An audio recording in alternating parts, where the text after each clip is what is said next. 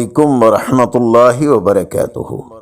On line Quran academy کی طرف سے آج کے کیلنڈر کے ساتھ خوبصورت فرامین رسول صلی اللہ علیہ وآلہ وسلم جس طرح چھری اونٹ کے کوہان میں تیزی سے جاتی ہے، اس سے کہیں زیادہ تیزی سے بھلائی اس گھر میں آتی ہے جہاں مہمان کثرت سے آتے ہوں۔ خاتم النبیین صلی اللہ علیہ وآلہ وسلم کا فرمان عالی شان، قرآن پڑھا کرو کیونکہ قرآن قیامت کے دن اپنے پڑھنے والوں کی شفاعت کرے گا۔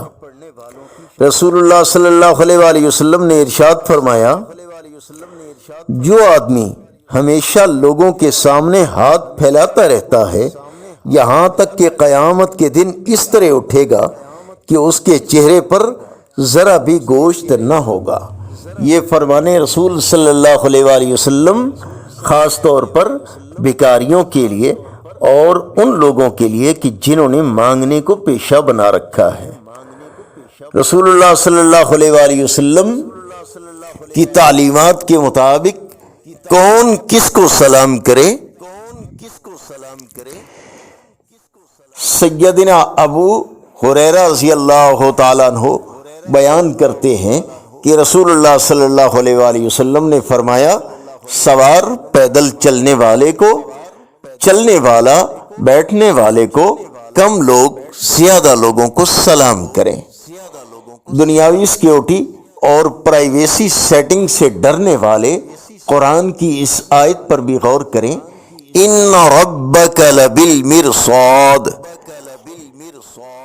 یقین رکھو کہ تمہارا پروردگار سب کو نظر میں رکھے ہوئے ہے۔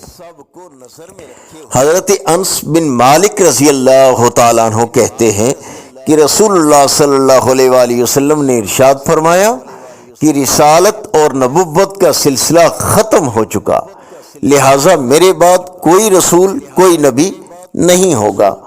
فرمان آخری نبی صلی اللہ علیہ وآلہ وسلم، میں امید کرتا ہوں کہ روئے زمین پر جتنے درخت اور پتھر ہیں قیامت کے دن میں ان سب کی تعداد کے برابر لوگوں کی شفاعت کروں گا۔ خوبصورت احادیث مبارکہ، آیات مبارکہ ترجمہ کے ساتھ حاصل کرنے کے لیے اس چینل کو لائک، سبسکرائب اور صدقہ جاریہ کی نیت سے شیئر کیجیے۔ ہو سکتا ہے یہ عمل خود ہماری اور کسی کی اصلاح اور ہدایت کا ذریعہ بن جائے۔ السلام علیکم ورحمۃ اللہ وبرکاتہ۔